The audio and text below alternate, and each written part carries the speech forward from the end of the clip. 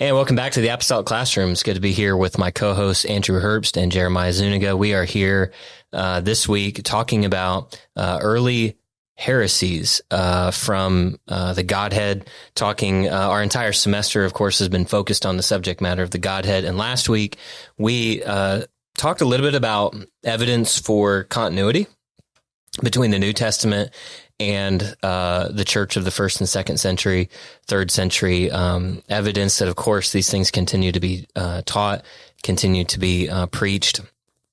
And we probably made some allusions to early departures last week because it's kind of hard to talk about the real without contrasting it, I suppose, with the troublesome stuff. But this week, we're going to talk about some of the early departures from first century Christian doctrine surrounding the Godhead. And the best place to begin, because we are so close to the close of the New Testament, is in the second century with a Catholic Church father who is revered by many, but perhaps deserves a little closer scrutiny, and that is Justin Martyr, in history known to us as both Justin Philosopher and Justin Martyr, depending on what text you're reading. And Justin Martyr is a fascinating figure for a lot of reasons. He is he lived around Caesarea in the second century, just on the heels of the Bar Kokhba revolt. I believe he grew up during the revolt around that region, which is very fascinating. And he also is the individual who seems to introduce to us through writing a very early version of what later became threefold water baptism, triune baptism. And so really not even triune, actually. We'll get to why that is in just a second. So Justin Martyr, I'm going to kick this over to you guys to start. Early thoughts about why we're talking about this individual, why he matters, some of the things that he said. I have some quotes from a few of his pieces of work in front of me that I'd like to dig into, but you guys, whatever you want to do. I'll maybe just share this as far as some introductory thoughts, just some things that I jotted down as kind of thinking about this episode, and then let Jeremiah take it from there. But this episode might sound a little bit more on the negative side, where we're looking at these individuals and maybe even looking at how we disagree with them. Have you seen our comment section? People have no problem being negative. All right. People have no problem being negative. We get a couple nice comments. We get a couple of nice ones. But my point with this though is that there are some pretty good things that these people wrote. So, yeah, I mean, sure. Going through the last little bit of a couple months looking at Justin, and he's got some good things to say. Sure. I appreciated some things he said, and even Tertullian on his comments on baptism, against infant baptism, some other things. I was like, okay, So we're not trying to look at them and just say like everything they said was terrible, but on the other side of that, these particular individuals, they had some ideas that are very much what is considered unorthodox today. And so, they were recognized as unorthodox in their time too. Yes. Like that's important to sort out, because we're not picking on these individuals just because it's random. Yeah. We chose these individuals because they're often lauded as great thought leaders in early Catholic Church history, in the old Catholic age, that these were quote unquote church fathers who really forwarded doctrine, forwarded theology. And so that's why we focus on them, is because they're given that reverence. And our conversation is specifically with regards to the Godhead. So to which my third point would be, their views of the Godhead would be considered unorthodox today, even by modern Trinitarian standards. Yes. So I just kind of wanted to frame that to say there's some good things they said. There's some things that pretty much everybody agrees with they said was unorthodox, or I probably should just say unbiblical. But then there's a lot of what they said even about the Godhead that Trinitarians would disagree with today. Sure. So, yeah. I was working I know usually I don't have this massive laptop. Just trying to one up me. I always have my laptop, and he's like, bet. Well, I figured that I'm bringing in an iMac next. I tried to do that. Desktop. The Bibles, like Windows 95. You bring in your carry Bible, and I bring in the big family Bible. So now you bring in your carry laptop, I bring in the big. Yeah. No, it just shows that they're more dated than your high high tech. My wife asked why I carry this around. I was like, well, I've got to get ready for carrying the baby around. So, no, I was working to pull up. There's a quote. I wrote a bit, in a couple different courses in seminary about some of the virtues of, some of these early church figures. And I do refer to them as early church figures. And so one of the things that I think is just an awesome moment to start with the life of Justin, that I think is a very fun thing is so he wrote, in some part pretty extensively against Stoicism. And, I think it's evident in some of his writings. But it's during the time of Marcus Aurelius, who is a known kind of Stoic, Roman emperor. Roman emperor, yeah. And one of Aurelius's closer friends was a guy named Rusticus, who would ultimately be the one who puts Justin on trial. And he challenges Justin to renounce his faith. And I think this is just a cool moment where Justin replies to him and says that he's committed himself to the doctrines of the Christians, though he realizes that might not please those who hold to falsehood. And it's fun because I think it's fun that he makes such a clear declaration, because I think that shows somewhat of a fearlessness of his. But he makes that kind of clear declaration after having written about Stoicism as being a falsehood. And so it's almost in the face of I believe he was a proconsul who has him on trial. And he's essentially saying, I know this is going to upset you that I say this, but this is what I believe. So this would be a perfect time for me. Can I introduce some of the negative here, though? Because so when you talk about, when you say Justin opposed Stoicism, that's a really broad statement. Yes. And I'm going to read Justin in his own words in dialogue with Trypho. So two things can be sorted out. Number one, to say Justin opposed Stoicism is not to say that he opposed philosophy, not even close. That's very true. It's also not to say that he opposed mixing philosophy and Christian thought. It's also not to say that he was not familiar with or did not sit in the schools of the Stoics. He certainly did. The Stoicism to which Justin was opposed is very much, without doing a philosophy history lesson, first of all, Stoicism today is nothing like Stoicism of the first and second centuries.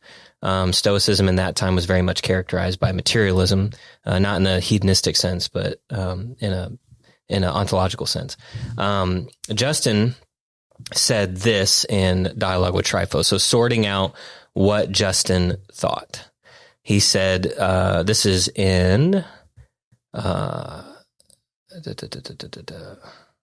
This is in Dialogue Chapter 2. This is early in the dialogue. He says to Trypho, quote, I will tell you, said I, what seems to me. For philosophy is, in fact, the greatest possession, and most honorable before God, to whom it leads us, and alone commends us. And these are truly holy men who have bestowed attention on philosophy. I surrendered myself to a certain Stoic, and having spent considerable time with him when I had not acquired any further knowledge of God, I left him and betook myself to another who was called a peripatetic. But when my soul was eagerly desirous to hear the peculiar and choice philosophy, I came to a Pythagorean, very celebrated. But reflecting again on the space of time during which I would have to linger over those branches of learning, I was not able to endure longer procrastination. In my helpless condition, it occurred to me to have a meeting with a Platonist, for their fame was great. I thereupon spent as much of my time as possible with one who had lately settled our city, a sagacious man holding a high position among Platonists. And I progressed and made the greatest improvements daily, and the perception of immaterial things quite overpowered me, and the contemplation of ideas furnished my mind with wings.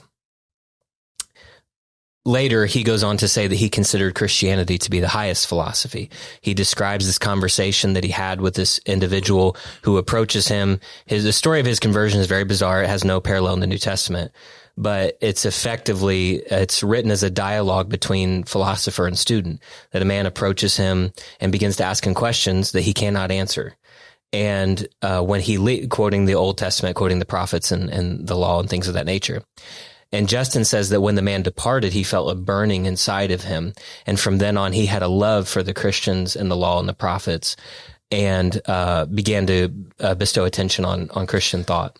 Just to insert this briefly, just for clarity, one of the really big issues with Justin is that he was a philosopher, or at least trying to learn which branch of philosophy is true, and then he becomes a Christian. Right. But he does not shed his philosopher's cloak. Yeah. He keeps on his philosopher's robe. And to say something further, just to offer some clarity, I wasn't able to finish what I was saying there, is that there is some good in, I think, maybe some things to recognize as far as his devotion to, or maybe even fearlessness, right?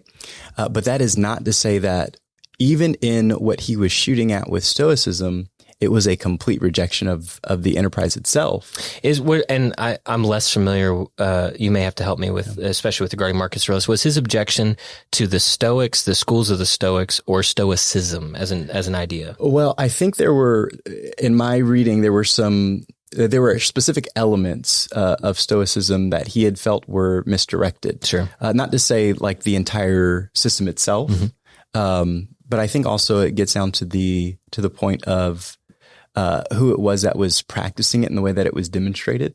And it was an inferior philosophy is how, and that's probably the best way to frame this is if you see all these schools of philosophy he mentions, and he makes it very, when he says to Trypho, it is philosophy. He said it is the greatest possession and most honorable before God, to whom it leads us and alone commends us, for these are truly holy men who have bestowed attention on philosophy. So he saw philosophy as the means by which men were commended unto God, that this was the lead, this was the map, this was the way. And it would be better, instead of trying to sort out black and white, X's and O's, ones and zeros of yes or no to some of these philosophies, it might be better to see it as a hierarchy of philosophies to which he saw Christianity was the highest. And beneath Christianity, there were these inferior philosophies that, provided somebody was willing to bestow their attention upon them long enough, would eventually lead them to Christian thought.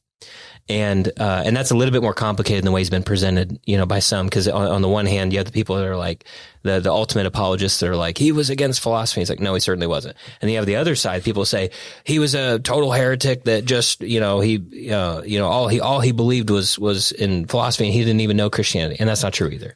I think even in the writing, I'm trying to think through some of the histories of the church that I've read. Is I think Earl Carn kind of focuses, if I'm remembering who it is correctly, focuses specifically on what you're saying, that he was very much so, to your point earlier about, he was a philosopher who, I don't want to overuse the term syncretist, but he was making, in a sense, Christianity, he was reducing it to its philosophical tenets. He called it the highest philosophy. Yeah. Well, in trying to make Christianity make sense to the other philosophers, which I think maybe that's where you're going. I'm not sure.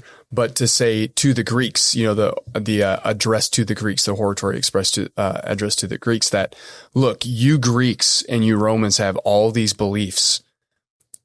Here's what the Christians believe. How is that worse? Or how, in some cases, how is it different? Mm-hmm. And so some things that's more or less what was in my mind earlier when I was saying some of his writing I think is good. He says, you Greeks, here is your version or versions of what a son of God would look like. Look how terrible these sons of gods were. If your morals matched these sons of God, of your sons of gods, they would be the worst people to ever exist. But look at the Christian son of God and look at all the things that he did. Yeah. And so he's showing how Christianity is actually, it is a higher way to live. But with that, when you actually get into some of the theology and you start showing how he brings in those Greek ideas to explain Christianity, that's where we are really looking at today to say his view of the Godhead is very skewed. Yeah, and some of that gets to the son skewed from the Bible, I should say. Yeah, he believed certainly in a pre-existent son. He says in Trypho, in dialogue, he says of Genesis chapter 18 that you must be able to read the story not literally but allegorically, and to see that there is a son who is also called an angel, who is the Lord, who is second in command. He is second in authority to the first Lord. And he says this in dialogue. This is in chapter, I'm going to get this wrong. I believe this is in chapter 50, 60. This is in 30, 40, 58. I think chapter 58.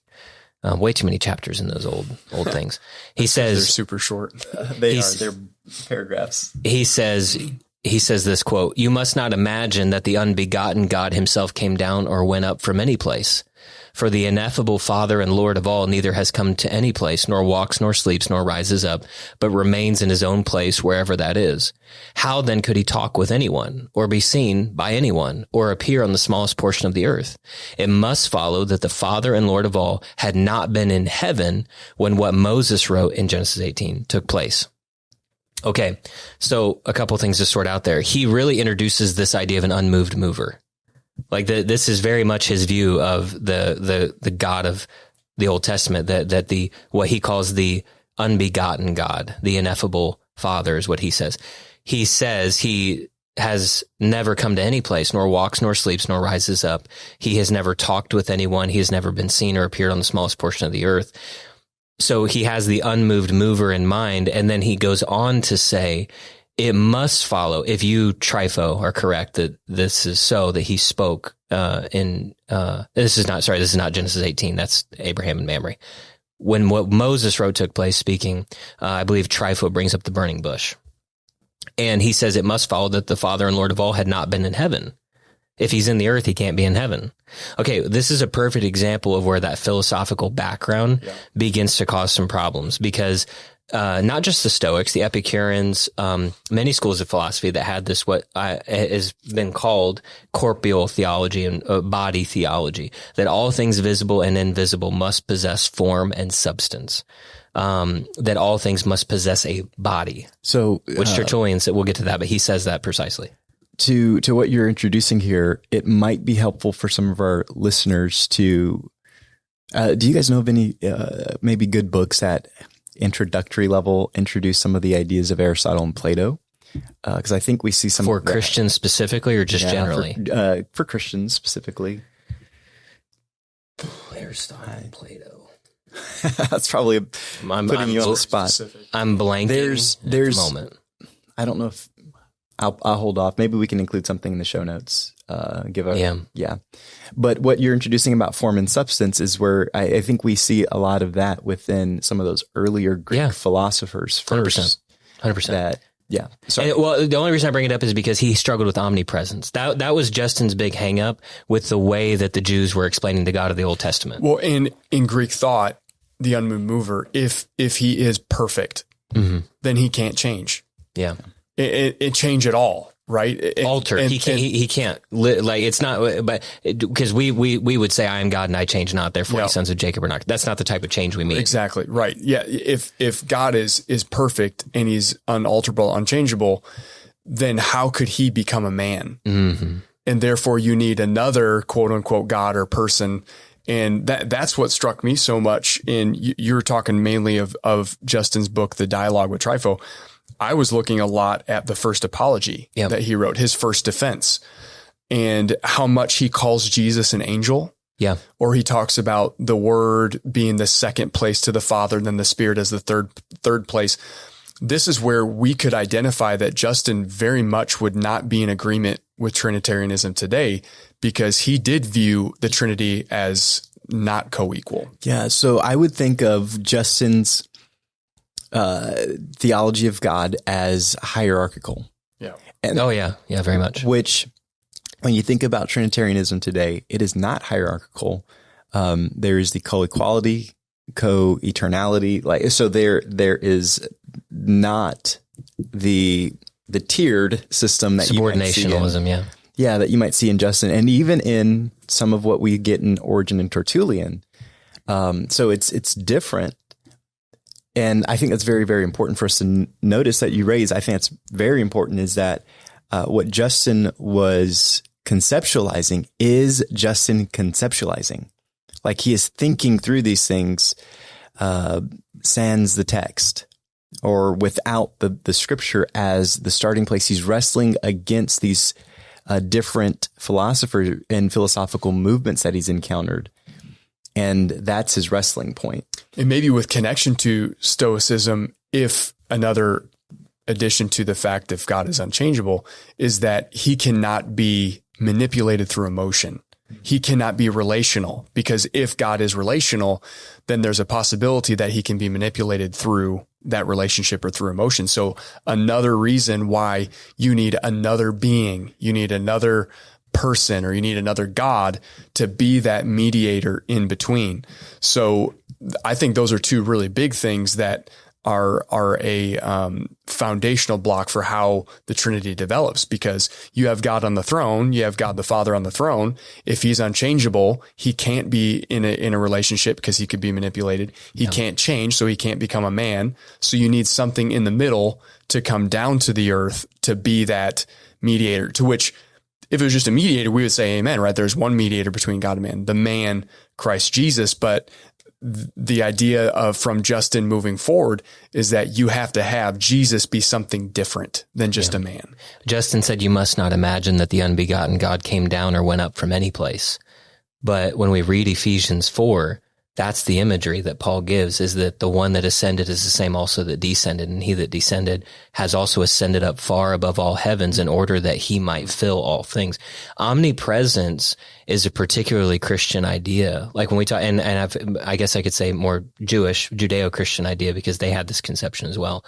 It's no problem to imagine that if God is an omnipresent spirit, that it's not difficult to speak of him in the heavens and in the earth at the same time.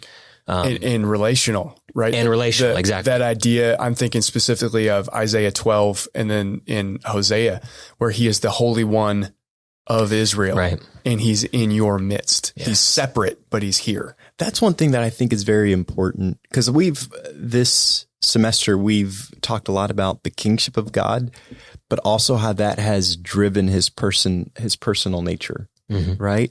One of the things that the Greek philosophers did really well, and I say really well as a bad example, they give us a great bad example of separating the deity, the being, the one, the good, from humanity, matter, things that could become evil. And I know that gets into some Middle Platonism and things that would later develop into Gnosis. I know that. But what I think is so important for us to catch is that the idea that God is personal, it is something that we see in the Old Testament, that when you look at, let's say, the works of Homer or some of those Greek ideas, the gods were not personal. And when they did come down, it was to do atrocious things. And as the Greek philosophers are wrestling through some of these things, I think it's very demonstrative that their idea of God, that God that they talked about was merely like it was something he was something that was so far from them. Yeah, he could not come to them. He would not come to them. And I think this is important too to realize at this juncture, like sorting out that this is in my 2022 book, my chapter on Tertullian starts with his quote, "What hath Athens to do with Jerusalem?" And what concord between the academy and the church, etc. The reason why is because I spent the rest of the chapter explaining how Athens influenced Tertullian's thinking. The issue is that if you can imagine an entire Christian generation, especially after the Bar Kokhba revolt, that was completely removed from its Judean roots, and in some cases, you now have a second generation of believers. Which the Bar Kokhba revolt was the destruction another yes, Jewish revolt against the Romans. That ended horribly for the Jews. Like it very much, other than some Galilee communities. I mean, Jerusalem is completely razed again, destroyed again. Many Jews are killed, depending on how you sort out ancient numbers. Some record as many as 500,000. I mean, it's insane. But the point being, if you can imagine now, you have an entire generation of Christianity that is no longer primarily rooted in the teachings of the synagogues, in a strong foundation of the Old Testament that is regionally very susceptible to certain heresies. And a big part of, you see certain heresies very dominant in certain geographical locations for a reason, because there were certain schools of thought that were very popular in certain geographical regions. And so the interesting part about when you look at Justin and Tertullian is that you're getting a really good example. Now, I would say the difference between the two, that we'll get to Tertullian in a second. Justin does demonstrate quite a significant knowledge of the Old Testament for his time, for a Gentile. He certainly gets a lot of things wrong, and his interpretation's wildly off in a lot of places, but he's not ignorant of the Old Testament. He gets some messianic passages right. Very yes. like does a good job. Yeah. So he has that. This is why Justin's he's kind of the golden egg with this kind of stuff, because you don't see a lot of that after Justin. Like by the time you get to Origen, by the time, and one interesting thing about Justin in particular is that he kind of gives us this first picture into, if you, rather than reading the Old Testament into the New Testament, if you added this third component where you're reading philosophy back into the New Testament, or you're reading extra biblical education back into the Old Testament, what conclusions might you come to? And you see that especially in Tertullian. The irony is that they were both very vocal against the pagan cults, and they were both very critical of mixing philosophy and Christian thought. Their own thinking is betrayed by even the terminology that they use, and you can see Tertullian's education in Alexandria come out strongly in his writing. The point just simply being is that if you didn't have the old, if you were now go second, third, fourth century, if you didn't have the Old Testament to inform the New, and by Old Testament I don't just mean you've read the books, proper training in the Old Testament. And you needed a medium by which to view the New. You needed a lens by which to view the New Testament. What would you use if you didn't have the Old Testament? And the answer is probably whatever you were brought up with. And in this particular case, it just happens to be the schools of the grammarians and philosophy. And so you do see them, even unwittingly, and this is maybe the most important part, unwittingly reading back into the Old and New Testaments, philosophical training that betrays their own hesitancy toward those themes. And that's a complicated thing to sort out. Yeah. One of the things that Everett Ferguson raises is that idea of what hath Athens to do with Jerusalem was not per se, it's a great statement, but it's not per se what Tertullian would focus on. Mm-hmm. And he highlights that Tertullian, especially contra Justin, uses Stoicism regularly. Yeah. And so I think you're raising an excellent just observation that for someone like Tertullian or Justin, there is something that they are leaning in because it's what they know. Mm-hmm. And I think it's just very important because like you see with someone like Justin, I think a life that perhaps was genuinely committed to something. And I think it started with that commitment to philosophy. And that was the lens by which he interprets everything moving forward, which you get to the end of his life and he's standing there before Rusticus and he has that moment where he says that and Rusticus is like, well, do you think you're going to heaven if I were to behead you right now? And he's like, if I've done this correctly, yeah. And he's beheaded. And that's something that I almost, it could have been a story to celebrate. I think that had he not departed using philosophy from what scriptures described, that would be something that'd be like, man, that's powerful. Yeah. Because a life committed, but I think also that gives every one of us a warning that what you set as your framework for interpreting things, what you commit your life to at even early on in your life, it's something that will lock you in. Your worldview it will lock you into. And it's hard to unthink a thought. Yeah. Like that's what you see with Justin is like, even though we know he was educated in the schools of the Stoics and was also critical of Stoicism, and the Pythagoreans and the Platonists and the Peripatetics, it's hard to unthink what you've been taught. And so it comes out like it just, the language, the nature of what he said, the way that he thinks about spirit and the way that he thinks about material things and substance and the way that he thinks about form and manifestation and all of it comes out. You know what I mean? Let me ask this before we move into Tertullian. With Justin overall, we haven't even talked about his view of baptism yet. I have if you guys want, I have the quote, the first. Well, I was just about to ask, why is Justin so significant to our study? And I think the issue of baptism, in addition to all his philosophy impacting his view of the Godhead, I think baptism is another primary example of showing why he is so important. So this is from First Apology. This is the earliest that I know of. This is the earliest example of a trifold formula being used explicitly when describing water baptism in the church. It's also important to note at this time in history, this was not the dominant method. And we know that from looking at ancillary history of the time, but this certainly apparently was being practiced, not just by Justin, but by some others. And he said this, quote, "I will also relate the manner in which we dedicate ourselves to God when we had been made new through Christ, lest if we omit this, we seem to be unfair in the explanation we're making. As many as are persuaded and believe that what we teach and say is true and undertake to be able to live accordingly, they are instructed to pray and to entreat God with fasting for the remission of their sins that are past, we praying and fasting with them. Then they are brought up by us where there is water and are regenerated in the same manner in which we were ourselves regenerated.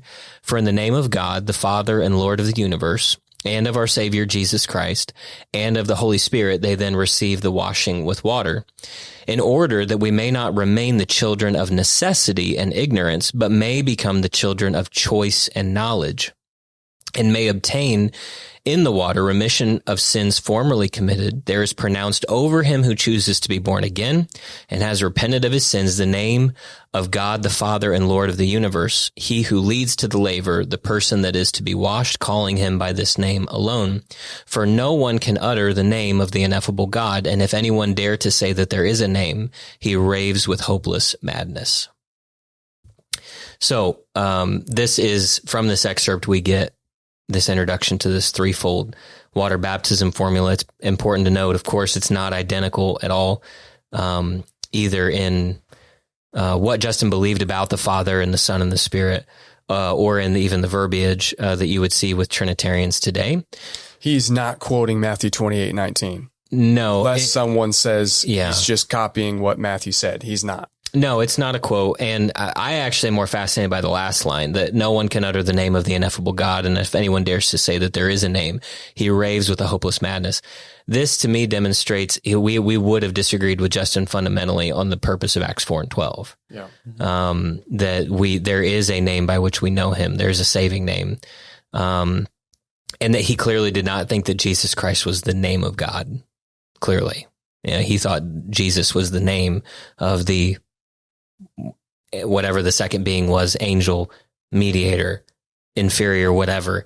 Jesus was not the name of God for Justin. And I think on that point, even the Trinitarians today would disagree with him.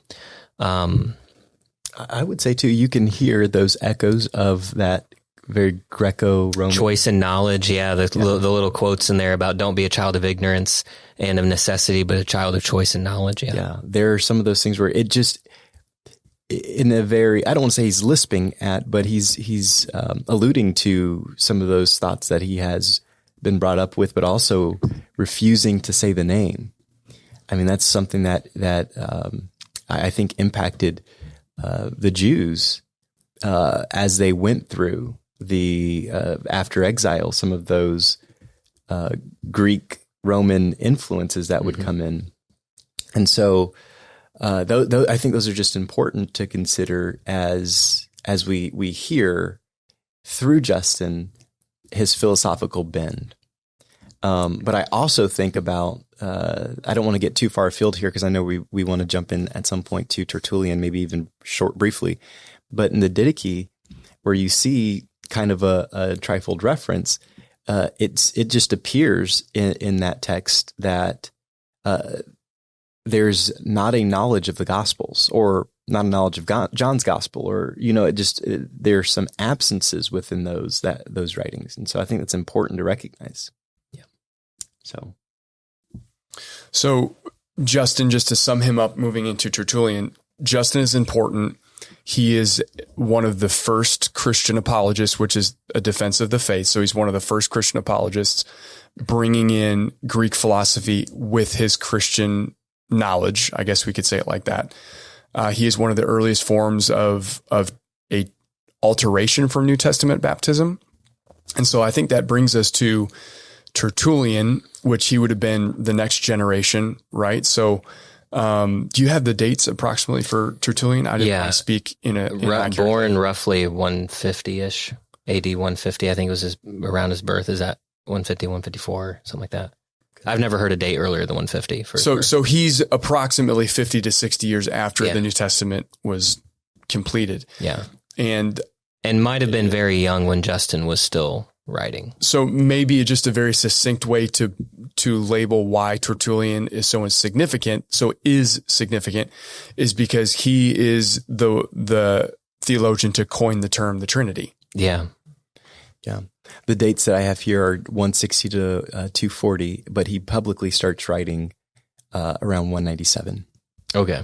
So you've got his birth date 10 years later than. So he's writing approximately 100 years after John finished writing Revelation, somewhere close to that. Mm-hmm. Yeah.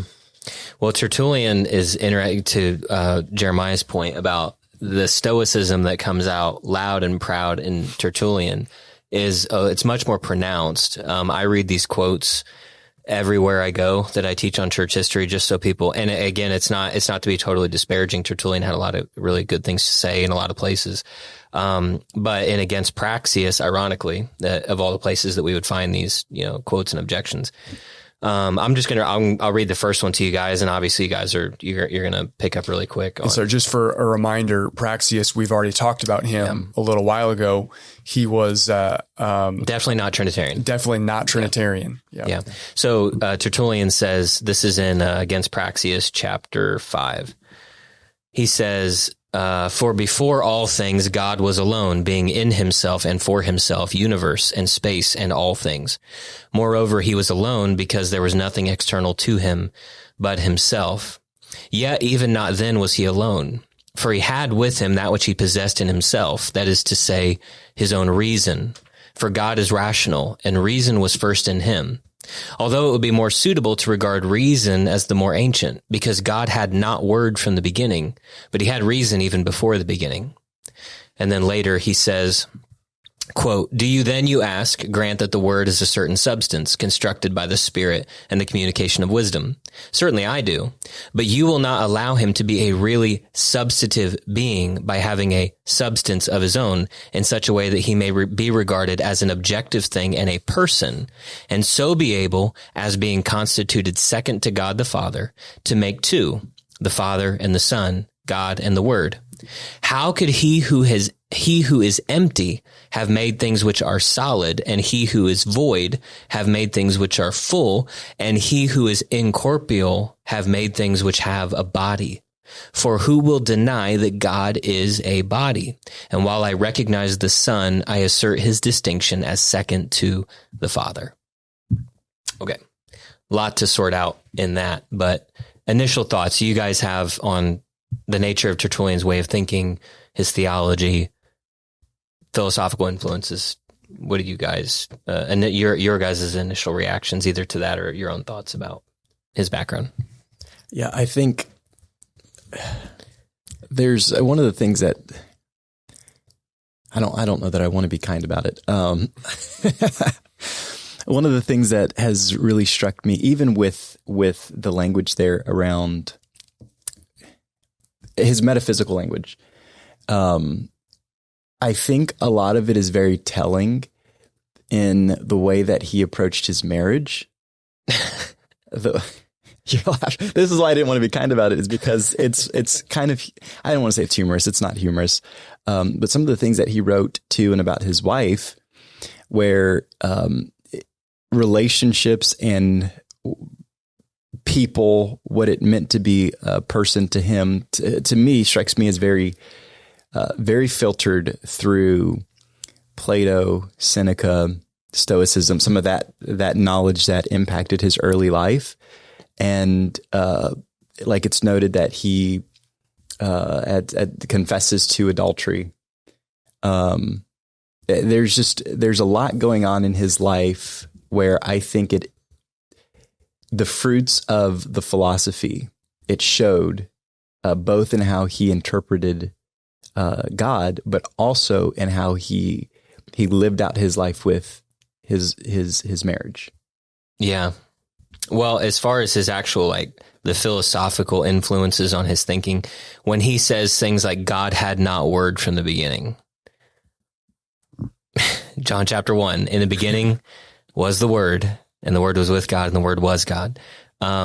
Either Tertullian was ignorant of John's gospel or didn't care. It was one of the two. You don't get really a third option. And he is another example of a philosopher converting to Christianity. Oh, yeah. Right. Well, yes. yeah, I think he was trained as a lawyer, I think, which wasn't much different, I suppose, in some ways. And I think it's important, too, to even recognize that my understanding of reading the history there is that there's debate around whether he was schismatic towards the end of his life, but it's very clear he was rejected by the church at the day in his day because of his views.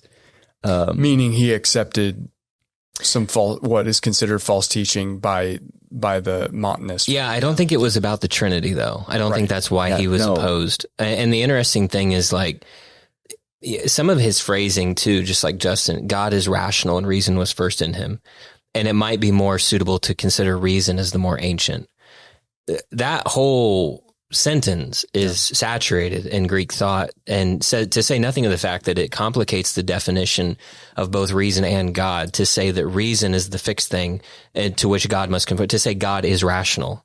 Well, that you're saying that rationality is the fixed thing to which God conforms, rather than saying that if God is like, so for example, some would say that it's irrational to believe that the sun stood still. Okay. Well, right. But my presupposition is not that God is dependent on what I understand as rationality, that God's action in the earth is not governed by or limited to what I perceive to be rational. But if you switch that and say, no, God is rational and reason was first in him. Well, I think I know what he means by that. I think maybe he's just speaking generically of God as a God of order, and that he's given us rational minds, etc.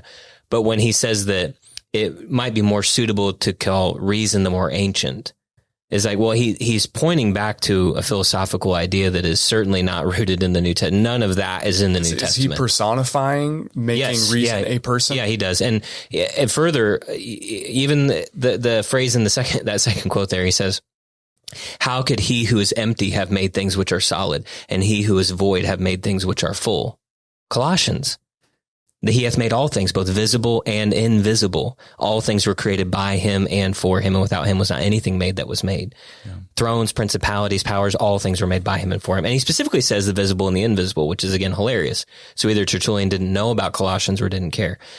Another line, for who will deny that God is a body? I will. The scripture doesn't say God is a body. It says God is a spirit, and they that worship him must worship him in spirit and in truth. Scripture never says God is a body. But with all of this language that he depends upon here when he talks about and he who is incorporeal have made things which have body. This is the Stoicism really coming out. This idea of materialism in the original sense, that all things visible and invisible must possess form and substance. That it is irrational to suppose an omnipresent God who is in the heavens, seated in a throne, and at work in the earth, and living inside of you. You know, like that doesn't wash from a Stoic perspective. And, of course, the big one, while I recognize the Son, I assert his distinction as second to the Father. So, he even goes on, and against Praxeas, he says, to clarify, I mean numerically. Like he makes it very, very clear that he said, no, I'm not talking about like they're of one will or like one substance. No, we're talking about two substances, two things. And, which is fast. Oh, sorry, I interrupted you. No, go ahead. Well, which is fascinating because when he's writing this book against Praxeas, and you probably have the quote pulled up there maybe, but where he even says, you know, the common Christians, right?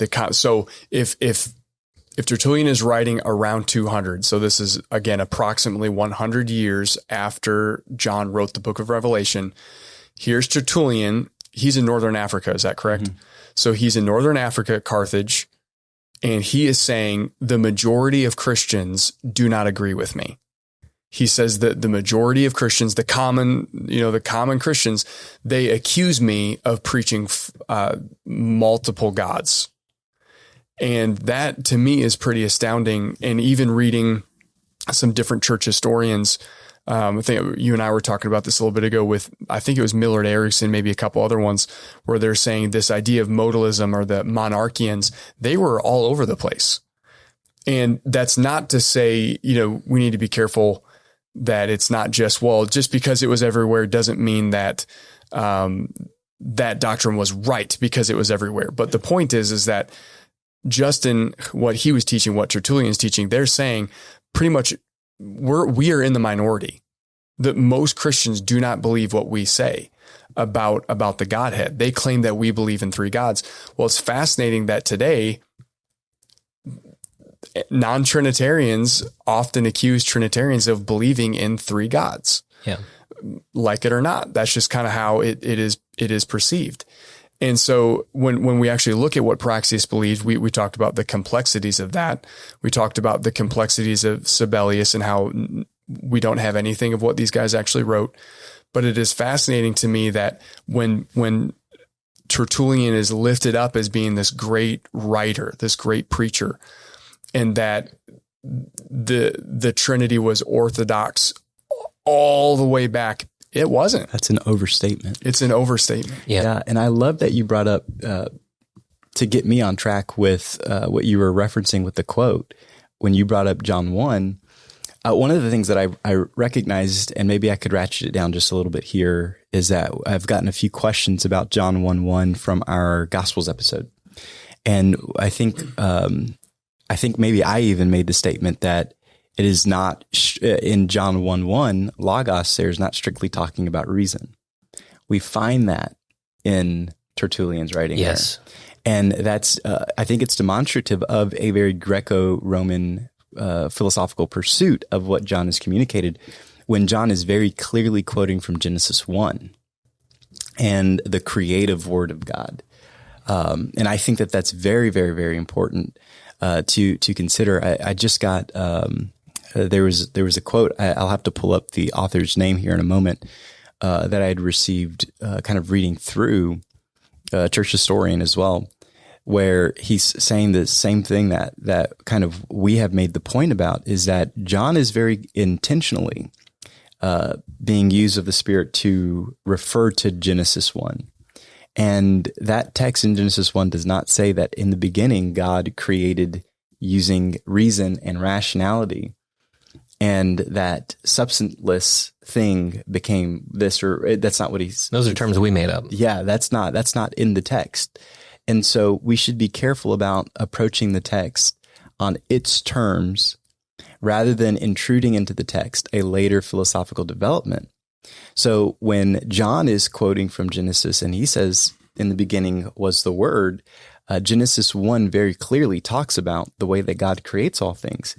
He says, and it is, right? And so the creative word of God is what is in mind there in John 1. And there might be some idea there, some notion with the logic or the plan of God, but that is secondary to the creative ability of God. Yeah.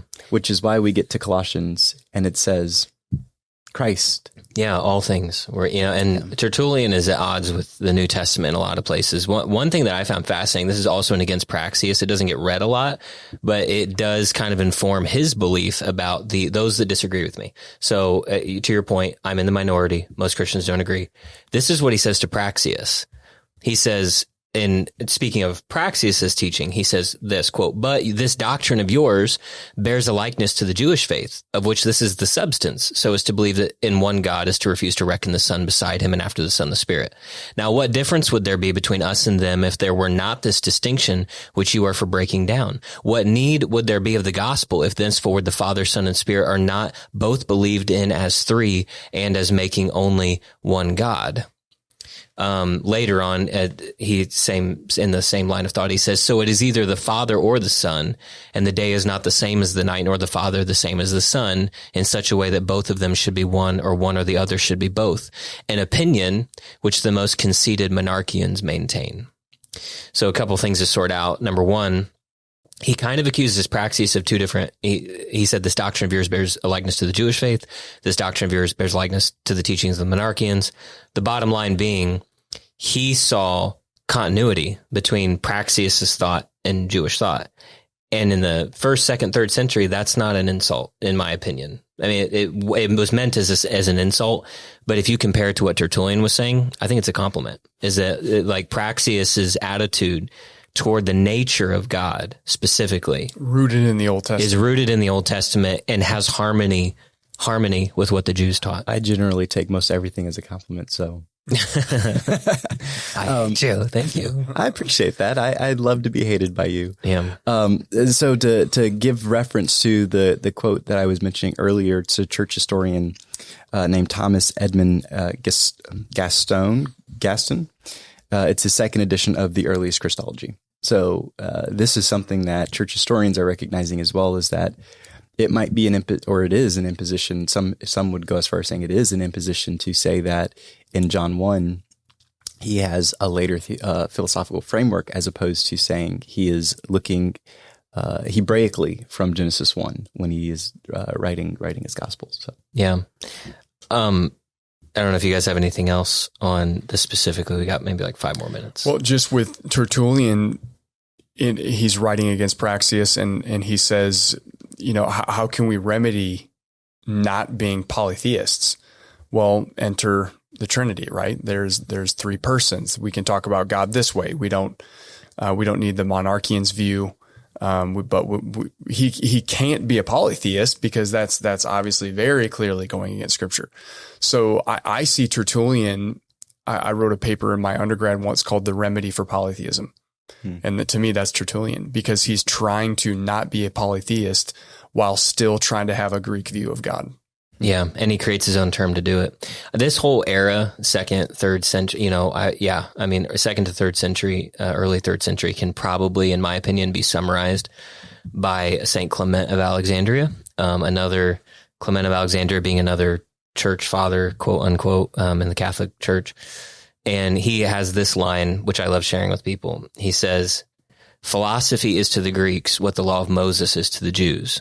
And he says this in the context of Gentile Christianity, as he's trying to make a point about what informs our understanding.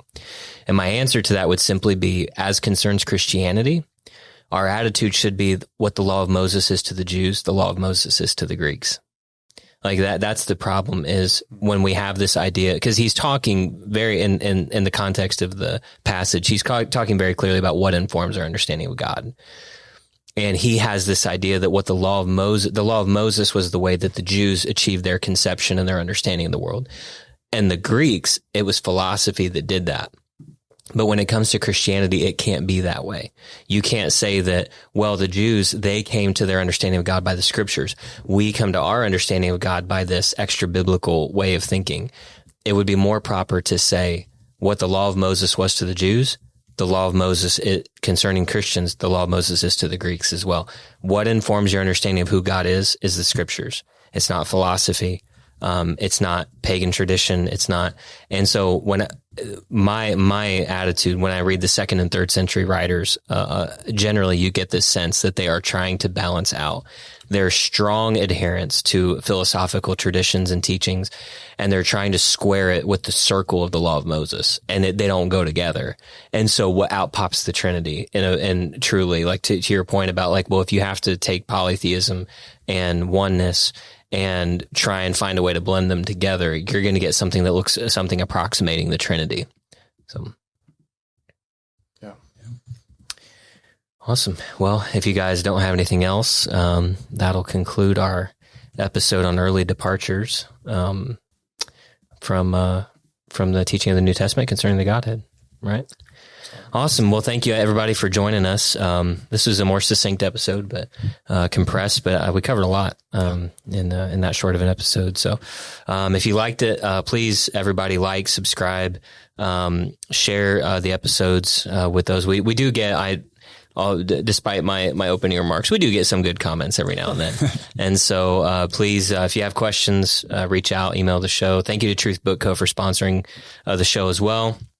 If you're interested in more of these subjects and you want to get more involved in educating yourself in biblical studies, IBC Online is a wonderful outlet that you can look into to start getting some introduction to these materials. And well, I will also say, while we're giving thanks, I think we've all have each individually and together have received such positive just celebration of the podcast. And so we're appreciative to each of you that have been listening consistently. And those of you who have been listening and catching up with us, we just appreciate your viewership. Right on. Awesome. Well, thank you so much. We'll see you guys back next week for our next episode.